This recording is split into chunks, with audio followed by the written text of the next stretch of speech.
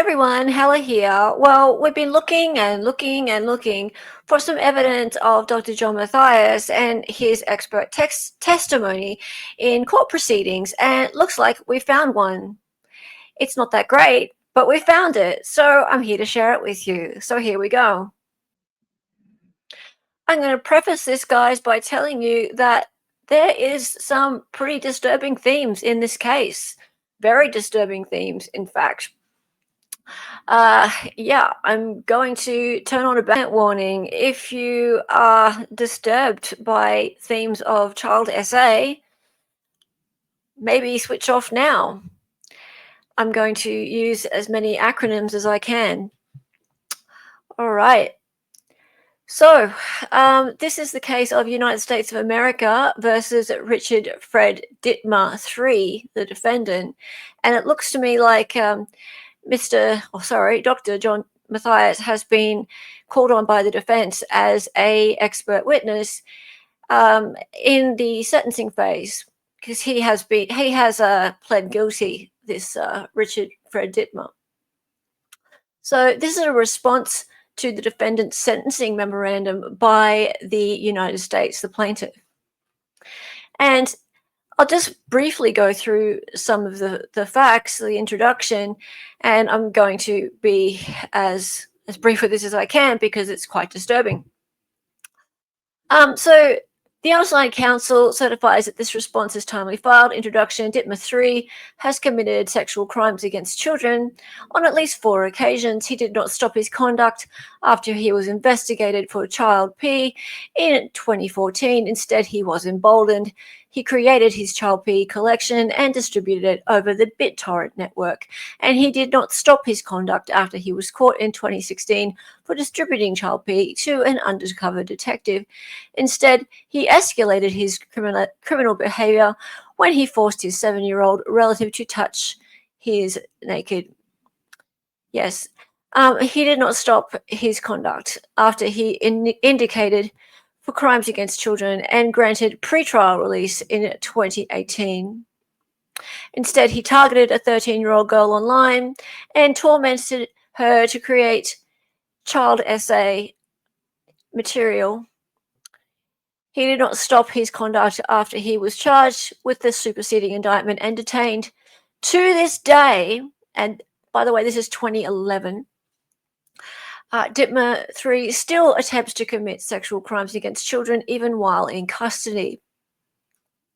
Now, Dittmer III's request for a 17-year sentence is based on the misconception that this conviction is his first criminal offense, that he learned this behavior from his parents, and that he is low risk for a contact sexual offense. In reality, Dittmer III is a repeat sexual offender against children, and he alone is responsible for his illegal conduct, and he is a high risk to reoffend. All right. So Dr. John Matthias is, as I said, an expert for the defense, and he provided a report to the court arguing for a lower sentence for this Dittmer character. So I'm going to go forward a little bit in the document to talk about where the plaintiff, the USA, talks about Dr. Matthias's testimony. So let's. Okay, so supplemental background. On July 20, 2020, Dittmer III provided the psychosexual evaluation authored by Dr. John Matthias to the government. Matthias summarized the family court documents in his view in the psychosexual evaluation. The government reviewed the report and considered it when negotiating the terms of the plea agreement. Okay, so go down. On September 4, 2021, the government filed for its sentencing memorandum, and the government filed for continue the sentencing to review the family court records. So there was a continuance. And the court granted the motion to continue the sentencing and rescheduled the hearing to 15th of November 2021. Now, on September 30, 2021, the United States Marshals informed the parties that Dittmer III received multiple photos that appeared to be child SA exploitation images, as well as copies of multiple minor girls' magazines whilst in custody at Nevada Southern Detention Center and NSDC. Yeah, so that happened whilst in custody. The staff intercepted and confiscated the materials and subsequently provided them to the government. The government reviewed material and observed approximately 200 age-difficult erotic photos. And I'm not going to go through the details of those. They're all listed there. And there's some photos of magazines. Oh dear. Okay. Yeah. Let's keep going. Keep going. Right, okay. Now, Dittmer 3 relies upon his mother's unsubstantiated claim of sexual abuse to argue for a lower custodial sentence. Dittmer 3's hired hand, Matthias, also heavily relies upon this unsubstantiated history of sexual abuse to find Dittmer 3 as a low risk for contact sexual offense. Studies have shown that excuse making may be more prevalent in settings where such behavior may be useful, such as in the early stages of therapy, before learning that excuse making is not acceptable or during the trial process. Okay. Moving on.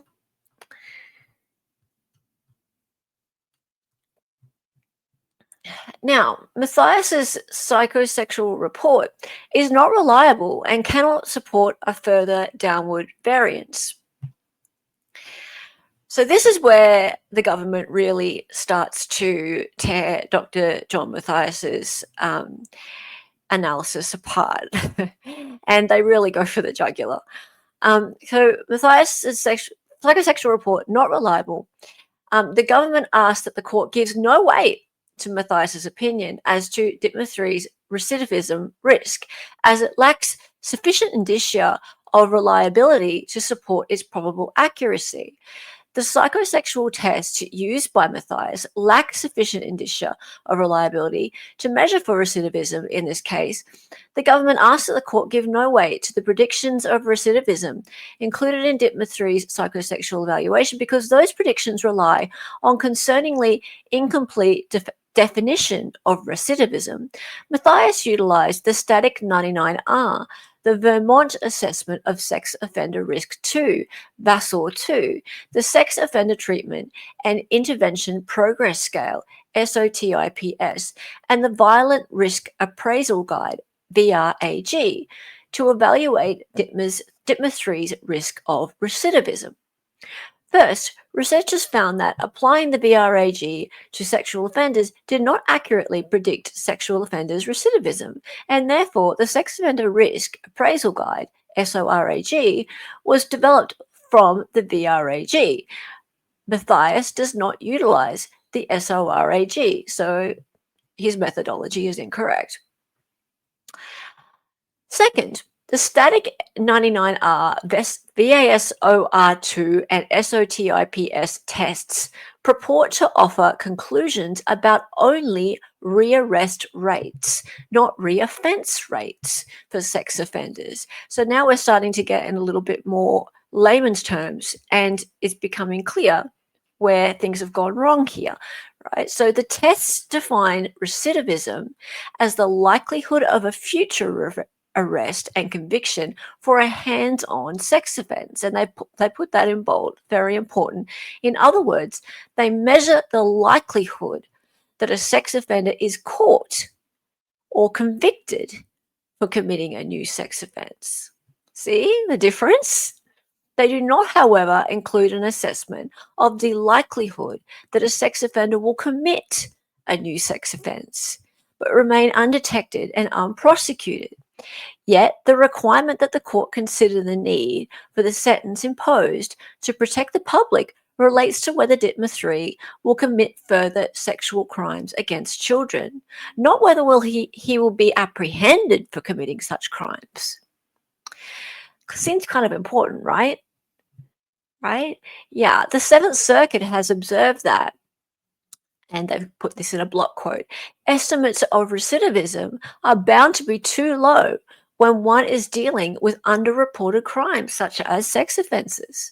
Static 99 treats as a recidivist only someone who is convicted of a further sex offence, but the recidivism concern is with someone who commits a further offence, whether or not he is caught. Yet, if he is not caught, his subsequent crime does not affect the data on which the static 99 calibrations are based. So, yes, it's flawed. How many times would there be a a crime like this that goes unreported? I would say quite a lot, right? Quite a lot. All right. So that part of the analysis they're asking to be thrown out. Keeping going. And two, Matthias incorrectly scored all of Dittmer 3's psychosexual tests. Um, it's it's very worrying, this. Okay, so even taking the test Matthias administered to Dittmer 3 at face value shows that a 27-year sentence is warranted, and because they're asking for a 27-year sentence here, the government, and Dittmer 3, the defendant, wants a 17-year sentence.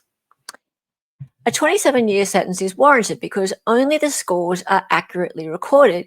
He demonstrates to be a higher risk for recidivism than he claimed under his own deeply flawed tools. That's Matthias's deeply flawed tools. On the static 99R testing sheet, Matthias failed to increase Dittmer 3's score to account for prior sex offences. He also failed to increase Dittmer 3's score for stranger victims. Notably, Matthias placed a question mark next to the stranger victim factor, which would have increased Dittmer 3's risk category to moderate high. Had Matthias correctly scored Dittmer 3's static 99R, he would have scored in the moderate high risk category. So we put him in the wrong category. On that Vassar 2, Matthias did not increase Dittmer 3's score for violating release conditions during the past 5 years. Dittmer 3 had also had multiple child victims, and Matthias documented it in his report. So John Matthias did document that there'd been multiple victims, right? But despite this acknowledgement, Matthias failed to increase Dittmer 3's score by the minimum 2 points. Lastly, Matthias failed to increase Dittmer 3's score for serious life disruptions, based on Dittmer 3's substance abuse during the past 5 years in the community. Matthias contemplated scoring Dittmer 3 as a 2 versus a 1 for this particular question in the pre-trial services report, PSR, and his sentencing memorandum. Dittmer 3 discussed his drug use. Based on Dittmer 3's self-report, a score of 2 should have been applied, based on his self-report. Matthias's assessment of Dittmer 3's severity factor checklist within the Vassar 2 is also incorrect. Dittmer 3 committed a hands-on contact offence. This is going to be hard to say, by forcing a 7-year-old relative to touch him in 2016, which was not identified by Matthias in his scoring. Let's just let that sink in.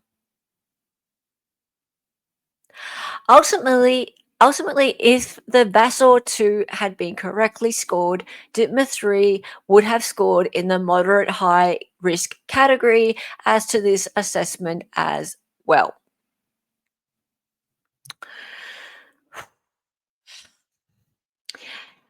Matthias' scoring of the Dittmer 3's tests on the SOTIPS is also questionable. I assume it's called SOTIPS.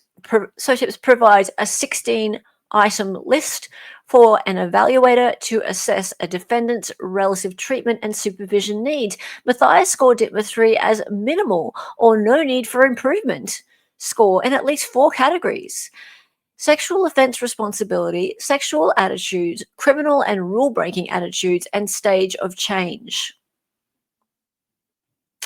Okay.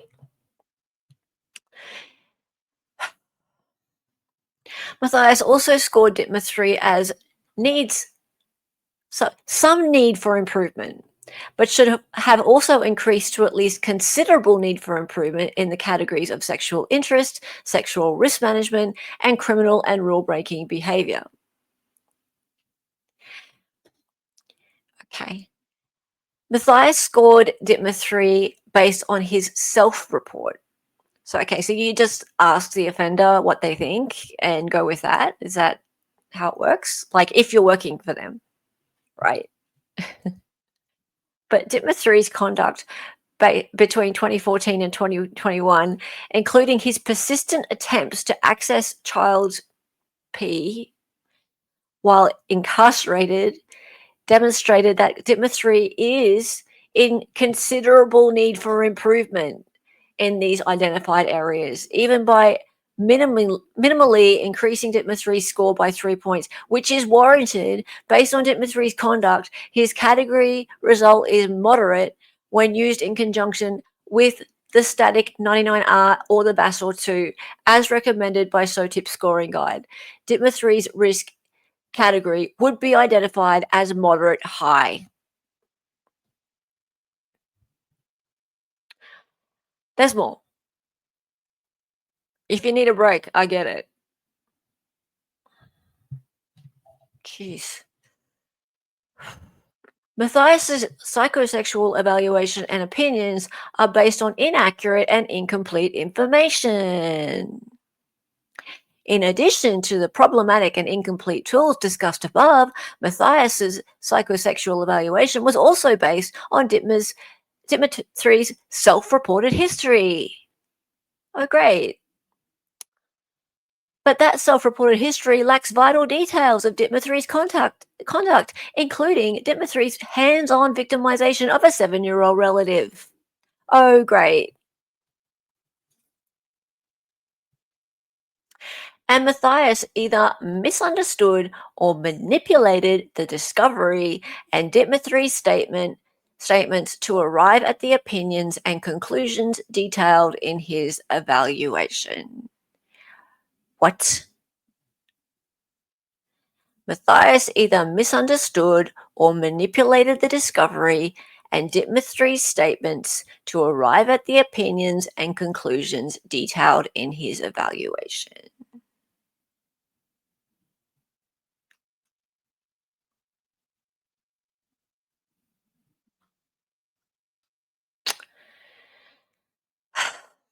Matthias also used the paraphilia scale survey to assess Dittmer 3's pedophilic interest and claimed that research has consistently shown a correlation between paraphilias and sexual recidivism. This survey should be disregarded as Dittmer 3's self-reported answers are unreliable and do not align with his actual conduct.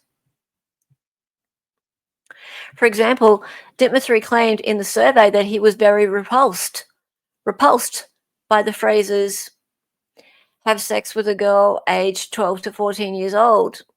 And I'm not going to keep going with what the phrases are. However, Dittmer 3's conduct directly contradicts this self-reported answer. And I'm not going to go on with what the things he actually did.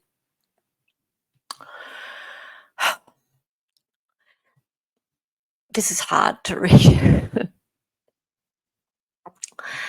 The other sexual interest inventory Matthias used was the screening scale for pedophilic interests, revised SSPI2.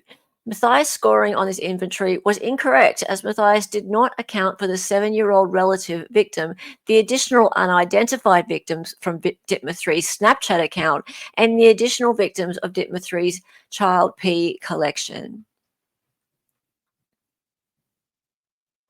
According to Matthias' score of 2, Dittmer 3 has had some potentially moderate pedophilic and or hebephilic sexual interest. However, Dittmer-3's true score, which is double that of Matthias's score, demonstrates Dittmer-3 has more serious pedophilic interest than Matthias documented. Now this bit. Moreover, Matthias failed to utilize the single biggest predictor of sexual offense recidivism, phallometric assessment, which is penile plethysmograph, or PPG.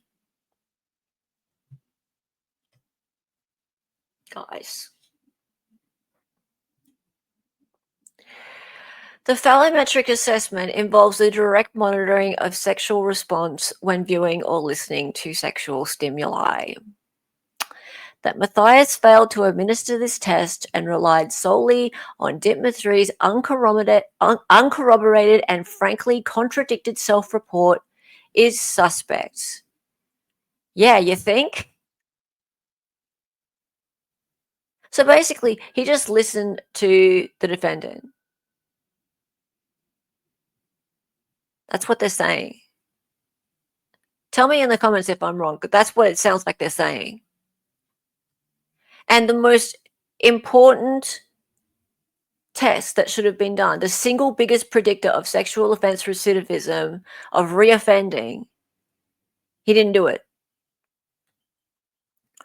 Matthias' evaluation is also based upon incorrect recitation and manipulation of the history and characteristics of Dittmer-3. For example, Matthias incorrectly stated that Dittmer-3 disclosed sexual abuse as a toddler. Matthias also concluded that Dittmer-3's compulsive child P usage can be explained by his past sexual abuse as a toddler and through his probable exposure to his father's child P around the age of 10 or 11 years old. However, these opinions and conclusions directly contradict the evidence and information available to Matthias, including Dittmer-3's own statements. What?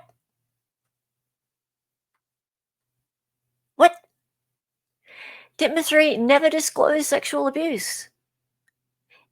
It was his mother. It was Dittmer-3's mother who made the allegation of sexual abuse, which was ultimately unsubstantiated, based on a dream. Oh, okay, great. Now we're going to have a dream sequence. Fantastic. Awesome. Yes, let's bring in the dream sequence. Based on a dream she had. And Dittmer-3 had no recollection of any sexual misconduct occurring. Indeed, Matthias even recognized, he knew it too, okay? He even recognized that Dittmer-3 told him that Dittmer-3's father has never acted sexually inappropriately with him, that he can remember. Okay. In light of this information, Matthias' opinion that Dittmer-3 should be considered a victim of past sexual abuse, making him more amenable to therapeutic rehabilitation rather than incarceration, must be rejected and cast serious doubt as to the legitimacy of the report as a whole. Yeah, I'd say so.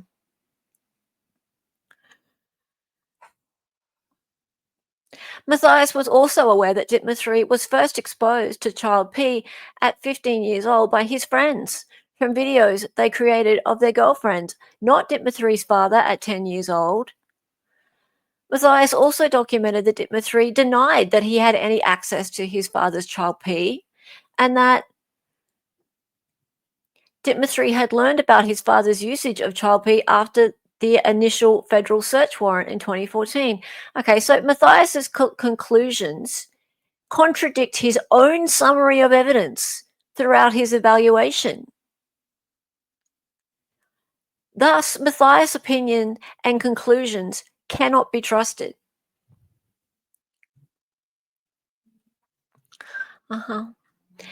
Matthias' conclusion that Dittmer-3 resorted to the primitive defense mechanism of splitting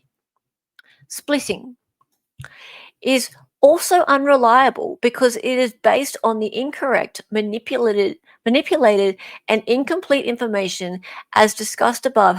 Moreover, splitting is a process identified in early childhood that is highly associated with persons diagnosed with borderline personality disorder, BPD. Matthias did not diagnosed Dittmer 3 with borderline personality disorder, and Dittmer 3 has not presented any records that he has such a diagnosis. Well, you'd think that you'd back up a claim like that, wouldn't you, as, a clinical forensic psychologist?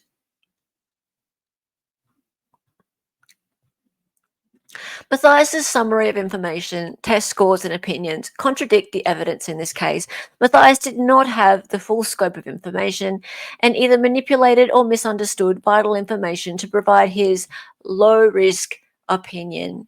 In either event, this court cannot rely upon the opinions and evaluations of Matthias, as they are based on flawed information and test scores. Thus, the government asks that the court disregard the Matthias report and its resultant conclusions and any testimony provided by Matthias should he appear at sentencing as lacking sufficient indicia of reliability to support its probable accuracy. In his evaluation, Matthias petitioned for a reduced prison sentence to focus on rehabilitation due to Dittmer 3's brain plasticity and young age. Dittmer 3 is not a child, and his brain has fully developed. Dittmer 3 was 18 years old in 2014 when he possessed child P. He was 20 years old when he was caught distributing child P. And when he committed his first hands-on offense against a seven-year-old relative, he was 22 years old when he sought out multiple young girls to obtain child SA material, and particularly victimizing a 13-year-old girl. And he's now 25 years old, an age in which even he recognizes that his brain has completely developed. Completed development. Even with his fully developed brain, Dittmer 3 continues his attempts at committing sexual offences against children.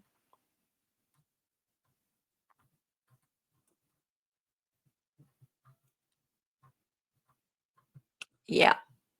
And there's a government exhibit, SSP-12 document from Matthias. If I can find it, I will share it with you guys, though I really don't want to see it, to be honest.